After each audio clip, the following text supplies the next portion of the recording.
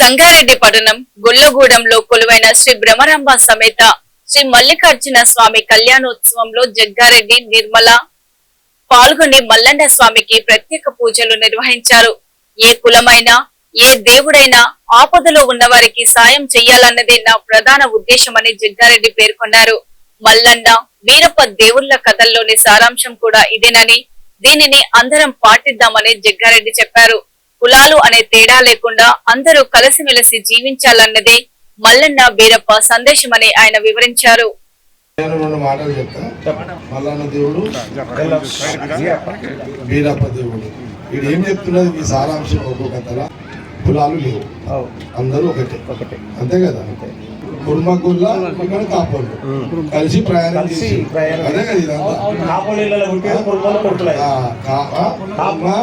కుర్మ యాదవులు రెడ్డిల రిలేషన్ ఇదే కదా లెక్క.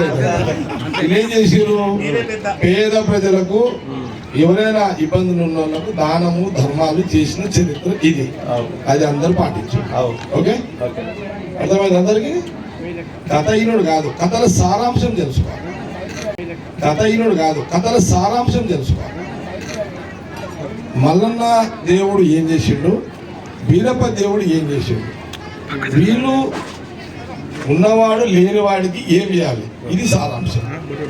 వానలు పడితే ఏం చేయాలి, లేకపోతే కష్టాలు ఉన్న వాళ్ళకి ఏం చేయాలి, ఇట్లా ఇది లెక్క పత్రం. ఇది అర్థమైందా? దానాలు మల్లన్న చేసిండు, ధర్మకర్తుడే, ఇది లెక్క. అందుకే నేను ఆడపోయిన ఇది అంత ఇంట ఆడపోయినా ఒక్కొక్క ఇది చెప్పిందంటే చాలాసార్లు కలుస్తుంటారు వీళ్ళంతా.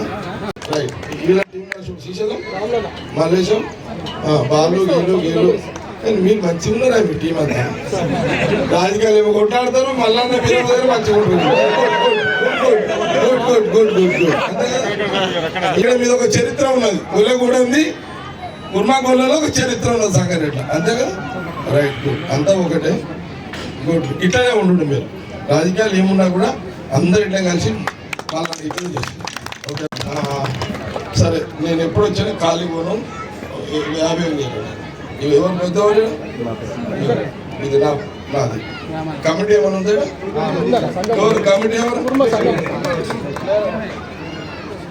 నా పరంగా 1,00,000 రూపాయలు కమిటీకి.